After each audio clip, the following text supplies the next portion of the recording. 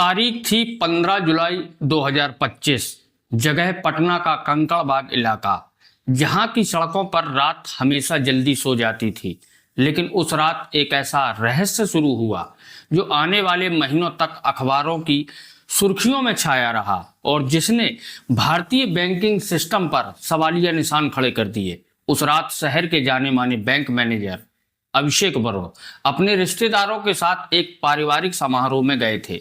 परिवार के बाकी लोग तो लौट आए, लेकिन अभिषेक ने कहा कि वह थोड़ी देर बाद घर जाएंगे। करीब रात 10:30 बजे उन्हें एक सीसीटीवी कैमरे में स्कूटर पर जाते हुए देखा गया। उसी वक्त उनके चेहरे पर एक अजीब सी घबराहट थी, मानो वे किसी ऐसे बोझ से दबे हों जिसे कोई देख नहीं पा रहा था। ठीक आधी रात बीतने के बाद उन्होंने अपनी पत्नी को फोन किया और बस इतना कहा कि शायद उनका एक्सीडेंट हो गया है। इसके बाद मोबाइल हमेशा के लिए बंद हो गया। सुबह तक जब वो घर नहीं पहुंचे तो परिवार के हाथ पांव फूल गए। गुमशुदगी की रिपोर्ट दर्ज हुई और पुलिस ने तलाश शुरू कर दी। लेकिन असली तूफान तो तब आया जब बैंक की आंतरिक ऑडिट टीम ने अभिषेक के कामकाज की जांच शुरू की। रिकॉर्ड में ऐसे कई ट्रांजैक्शन मिले जो न केवल संदिग्ध थे बल्कि करोड़ों रुपए के गबन की ओर इशारा कर रहे थे। लाखों करोड़ों की रकम ऐसे खातों में भेजी गई थी जो महज कागजों पर मौजूद थे। ग्राहकों की केवाईसी डिटेल का गलत इस्तेमाल कर फर्जी खाते खोले गए और उन खातों से पैसा गायब कर दिया गया।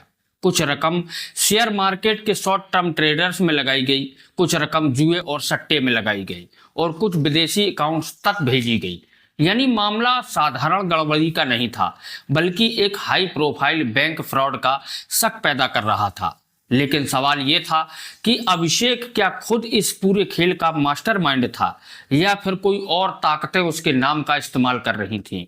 तीसरे दिन पास के एक पुराने कुएं में उसका स्कूटर और शव बरामद हुआ। शव की हालत इतनी खराब थी कि पोस्टमार्टम में साफ नहीं हो सका कि मौत दुर्घटना से हुई या जहर देकर हुई। इसके बाद रहस्य और भी गहरा जाता है कि उसने आत्महत्या की या वाकई किसी ने उसका मर्डर किया या घोटाले में फंस चुका था या फिर किसी बड़े रैकेट का राज छुपाने के लिए उसे रास्ते से हटा दिया गया। धीरे धीरे जांच जैसे जैसे आगे बढ़ी, मीडिया में नए नए खुलासे होते गए। कुछ रिपोर्टर्स ने दावा किया कि करीब 30 से 35 करोड़ रुपए का गबन हुआ था। कुछ ने कहा कि असली आंकड़ा इससे कहीं ज्यादा है। अदालत में केस गया तो बैंक के वरिष्ठ अधिकारियों ने स्वीकार किया कि आंतरिक नियंत्रण की कमियों का फायदा उठाकर यह खेल खेला गया। मगर मोड़ तब आया जब पुलिस ने अभिषेक के लैपटॉप से डिलीट की गई फाइलें रिकवर की। उनमें कुछ ईमेल्स और वॉइस रिकॉर्डिंग मिली। उनमें साफ साफ संकेत थे कि अभिषेक लगातार दबाव में था। कोई बड़ा आदमी उससे बार बार पैसे ट्रांसफर कराने और सबूत मिटाने की धमकी दे रहा था। अगर वह इनकार करता तो परिवार को नुकसान पहुंचाने की बात कही जाती थी। इससे यह शक और गहरा गया कि अभिषेक मात्र एक मोहरा था।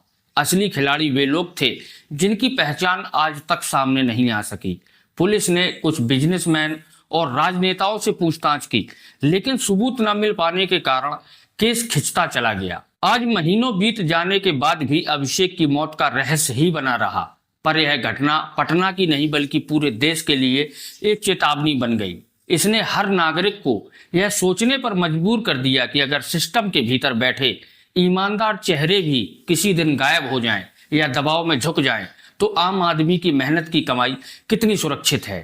अभिषेक की पत्नी आज भी मानती है कि उनके पति चोर नहीं थे बल्कि किसी बहुत बड़े घोटाले का सच सामने लाने की कोशिश कर रहे थे। हो सकता है कि उन्होंने फोन पर एक्सीडेंट शब्द इशारे के तौर पर कहा हो। शायद वे बताना चाहते थे कि उनकी जिंदगी पर किसी और का नियंत्रण है। अखबारों ने इस केस को नाम दिया कंकड़बाग मिस्ट्री और यह केस आज भी हमें यही सिखाता है कि कभी कभी सच को छुपाने के लिए सिस्टम इतना गहरा खेल खेलता है कि असली गुनहगार पर्दा डालकर गायब हो जाते हैं और जनता केवल सवालों के साथ खामोश रह जाती है। अभिषेक बरोड़ की मौत के बाद महीनों बीत गए। केस आधिकारिक रूप से ठंडे बस्ते में जा चुका था। पुलिस ने स्पष्ट सबूतों के अभाव में जांच रोक दी थी। बैंक ने अपनी प्रतिष्ठा बचाने के लिए करोड़ों के गबन को आंतरिक गलती बताकर फाइल बंद कर दी। लेकिन पटना के ही एक स्थानीय अखबार जनवाणी का युवा पत्रकार आरव तिवारी इस मामले को भूल नहीं पाया। आरब के लिए यह सिर्फ एक खबर नहीं थी बल्कि एक चुनौती थी। उसके पिता भी उसी बैंक की शाखा में अकाउंट रखते थे और उन्हें भी विश्वास था कि अभिषेक गुनहगार नहीं बल्कि बलि का बकरा बनाया गया है।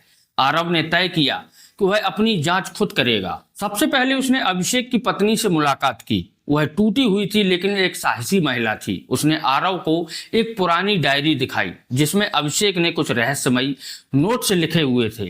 पन्नों में सिर्फ तारीखें और कुछ कोड वर्ड्स लिखे हुए थे, जैसे blue account M57, Delhi meeting, और आखिरी पन्ने पर सिर्फ इतना लिखा था कि अगर सच बाहर आया तो कई चेहरे गिर जाएंगे। आरव को लगा कि सिर्फ बैंक फ्रॉड नहीं है ये, बल्कि एक संगठित नेटवर्क है। उसने बैंक के कुछ पुराने कर्मचारियों से गुप्त मुलाकात की। कई लोग डर के कारण चुप रहे, लेकिन एक रिटायर्ड कैशियर ने इशारे में कहा, बेटा पैसा तो ऊपर तक जाता है। अभिषेक तो बस डोरी का एक कठपुतला था। जिनके नाम सामने आएंगे वो लोग पटना ही नहीं दिल्ली तक बैठे हैं। धीरे धीरे आरव की जांच उसे पटना से दिल्ली तक ले गई। वहां उसे पता चला कि M57 दरअसल दिल्ली का एक गेस्ट हाउस था, जहां हर महीने कुछ बिजनेसमैन, नेता और बैंक अधिकारियों की गुप्त बैठक होती थी। सीसीटीवी रिकॉर्ड्स गायब कर दिए गए, लेकिन एक पुराने वेटर ने आरव को पहचान लिया। उसने कहा कि हाँ साहब, उस रात अभिषेक भी यहाँ आया था, लेकिन वो बहुत घबराया हुआ था और उसने कहा मुझे अब और नहीं करना। उसके बाद कुछ लोग उसे कमरे में ले गए, फिर वो बाहर नहीं आया। अब तस्वीरें साफ होने लगी थी। अभिषेक ने शायद उस रैकेट का हिस्सा बनने से इनकार कर दिया था और इसी वजह से उसकी मौत हुई या उसकी हत्या कर दी गई। आरब ने अपने अखबार में एक सीरीज छापनी शुरू की, कंकड़बाग मिस्ट्री, असली गुनहगार कौन। लेखों ने पूरे बिहार में हलचल मचा दी। लोग सवाल करने लगे। सोशल मीडिया पर जस्टिस फॉर अभिषेक ट्रेंड करने लगा। लेकिन सच के करीब जाना इतना आसान नहीं था। एक रात आरब की बाइक का ब्रेक फेल हो गया। किसी तरह जान बची, लेकिन उसे समझ आ गया कि वह अब सही दिशा में बढ़ रहा है। फिर भी उसने हार नहीं मानी। उसके हाथ एक बड़ा सबूत लगा, अभिषेक का ईमेल ड्राफ्ट, जो उसने अभी भेजा नहीं था। उसमें लिखा था, अगर मुझे कुछ हो जाए तो समझ लेना कि है कोई हादसा नहीं है। मैंने कभी चोरी नहीं की। असली चोर वे लोग हैं जिनकी कुर्सियां जनता की नजरों से बहुत ऊंची हैं। आरब ने यह ईमेल और अपने सबूत अदालत और मीडिया दोनों को सौंप दिए। केस फिर से खुला। कई बड़े अधिकारियों और नेताओं पर शिकंजा कसने लगा। लेकिन खेल अभी खत्म नहीं हुआ था, क्योंकि जिन ताकतों ने अभिषेक को खत्म किया था वे अब आरब के पीछे पड़ चुकी थी। आरब तिवारी अब पूरे बिहार का चर्चित नाम बन चुका था। उसके लेखों ने मीडिया और जनता दोनों का ध्यान खींचा। कोर्ट ने केस दोबारा खोला और एक विशेष जांच दल SIT बनाई। लेकिन सच के जितने करीब आरब जाता, खतरे उतने ही बढ़ने लगे। एक रात को उसे एक अनजान नंबर से कॉल आया। फोन पर बस इतना कहा गया, तुम्हें वही गलती नहीं करनी चाहिए जो अभिषेक ने की थी, वरना अगली लाश तुम्हारी होगी। आरब जानता था कि वह सही रास्ते पर है। उसने फोन रिकॉर्ड किया और अपनी टीम को सुरक्षित रखा, लेकिन भीतर से उसे डर सताने लगा था कि कहीं उसके परिवार को कोई नुकसान न पहुंच जाए। इस बीच SIT की जांच में सामने आया कि ब्लू अकाउंट दरअसल दुबई और सिंगापुर में खोले गए सेल अकाउंट्स का कोड था, जिनमें करीब 300 करोड़ रुपए का लेन देन हुआ था। यानी अभिषेक के नाम पर जो गबन 30-35 करोड़ का बताया जा रहा था, असल रकम उससे 10 गुना ज्यादा थी। और एक दिन दिल्ली में मीटिंग हुई। दिल्ली मीटिंग में पता चला कि उस मीटिंग में सिर्फ बैंक अधिकारी ही नहीं, बल्कि कुछ बड़े नेता और सत्ताधारी दल के उद्योगपति भी शामिल हैं।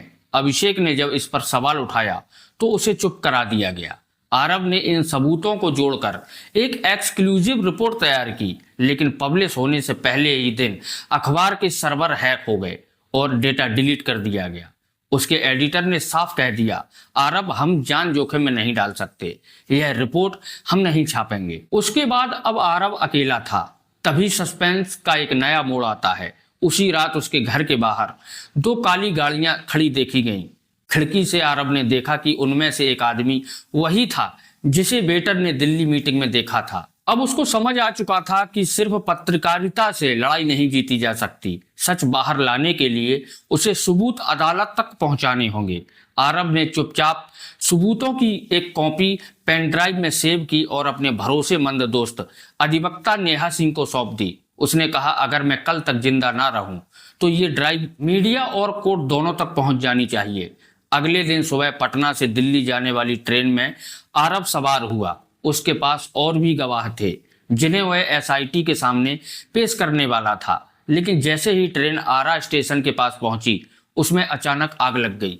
यात्रियों को बचा लिया गया, लेकिन आरव का कोई पता नहीं चला। कुछ लोगों ने दावा किया कि उसे 2 नकाबपोश आदमी खिड़की से बाहर खींच ले गए थे। उसकी डायरी और फोन भी गायब थे।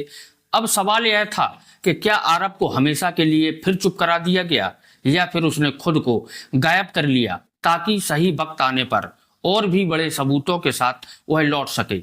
मिलते हैं अगले वीडियो में, तब तक जय हिंद, जय भारत।